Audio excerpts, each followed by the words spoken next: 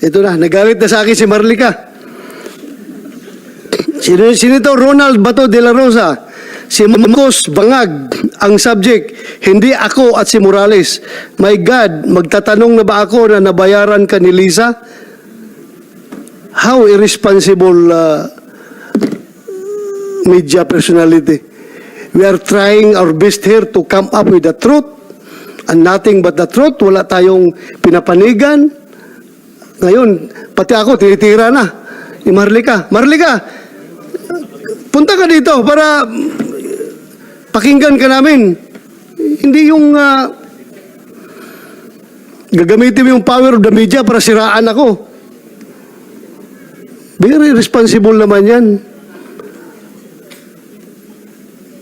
The mere fact, pakinggan, kailangan itong hearing na ito dapat magpapile pa ako ng resolution. Then pag i-read pa ito sa plenary bago ito ma-assign sa committee ko para conduct ng hearing. But hindi ko ginawa yan. Ginamit ko yung aking oversight function para mabilis. Kasi ang ingay na nila natutulog daw ako, wala akong ginagawa. Hindi naman nila alam na bakasyon ang Senado. Paano ako makapag-aksyon na bakasyon ang Senado? Ang hirap niyo, Marlica. Please, kung mahal mo ang Pilipinas, magpakatotoo ka. Huwag mo idama yung tao dito na nagtatrabaho para sa katotohanan. Ay, nako. Kala ko ba? Anyway, hindi tayo dapat ma-distract dyan because ang ating purpose dito is malaman ang katotohanan. Malaman ang katotohanan. Bakit, Jonathan Morales, do you feel na ikaw ang kinikrucify ko dito ngayon sa hearing na ito? Do you think, please tell me, no, if I am being unfair to you, if I am being very persecuting to you, please tell me. No, Your Honor. No, Your Honor. O bakit sinabi ni Marlica na gano'n daw ang ginagawa ko? Hindi ko po alam, Your Honor. Kilala mo ba si Marlica? Doon lang na-interview po, nung tinawagan po ako. Pero wala po akong personal relationship sa kanya. Wala po. Kaya kung napanood niyo po yung interview ko sa kanya, hindi ako, yung mga ibang information, hindi ko po sinasabi.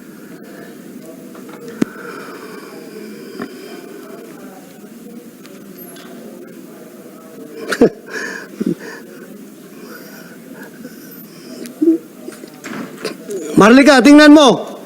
Kung ilang senador andito ngayon, nakaupo. Kung nakikinig ka ngayon, Marlica, sino lang ang senador nandito ngayon, nag-hearing? Why? You ask yourself. Kung sinong senador lang ang gustong malaman ang katotohanan.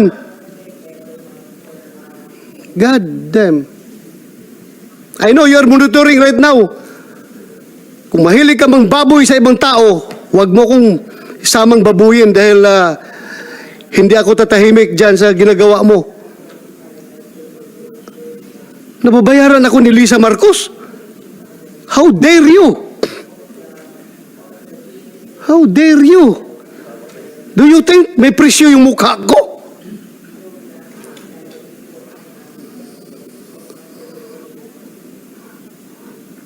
Itong hirap nitong social media ba? Anybody can just castigate anybody without unfairly. Pati tayo, nadamay ito.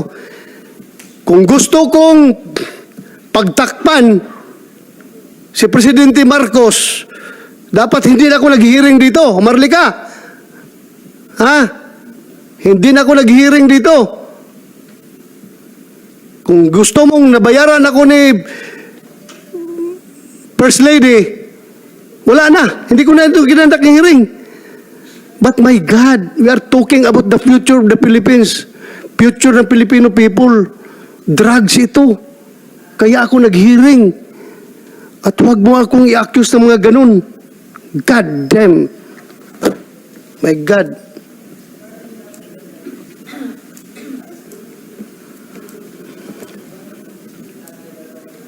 Anyway, I don't care about your impression.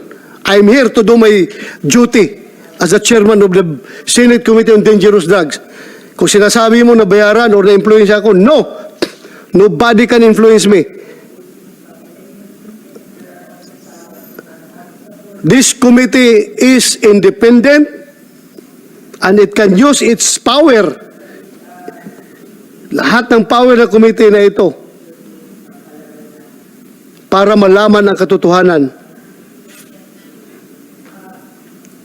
I'm doing my job. We are a co-equal branch of government with that of the executive. Baka sabihin mo, under the baton, under the dictates of Malacanang ako. Never. No, my dear. Hindi po kami kaya diktahan ng Malacanang because we are co-equal branch of government. Hindi po na kami kayang diktahan. Kaya huwag mo akong sabihan na binayaran ni Lisa Marcos. God sakes.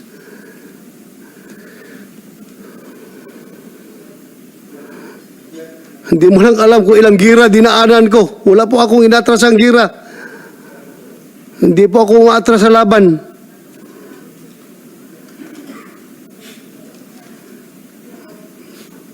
Ito, simple dalawang dokumento, atrasan ko ito.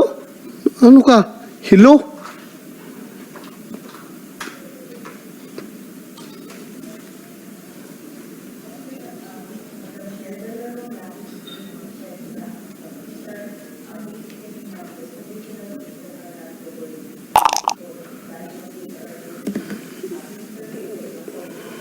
Sorry, nagpalabas ako ng sama ng loob.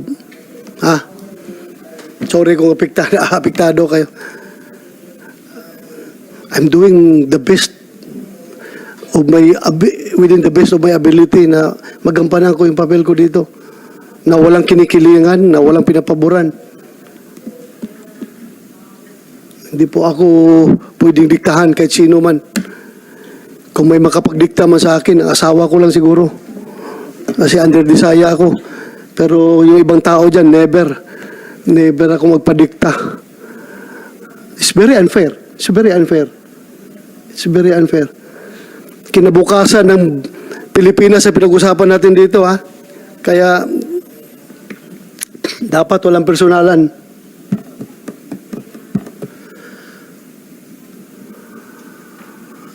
Alam mo, kung hindi ka nag-aral ng investigation, Marlica, lilecturan kita. Ang pag-iimbestiga po, madam, ay huwag mong haluan ng feelings. Huwag mong haluan ng emosyon. You stick with the facts. Kaya itong mga facts natin ngayon ginagather, hindi tayo pwede magpalabas ng emosyon dito na kumakampi ka kanino at pinapaboran mo si ganito. Hindi po. Failure ang investigation mo dyan kapag haluan mo ng emosyon. Failure. Walang pupuntahan ang investigasyon mo.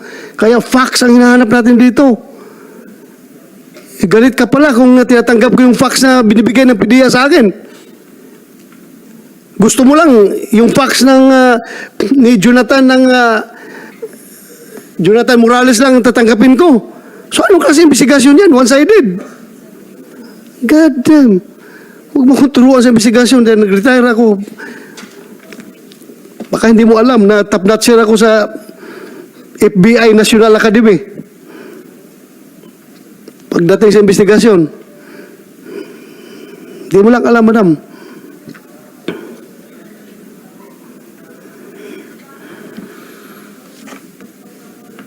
Sige, we will set another hearing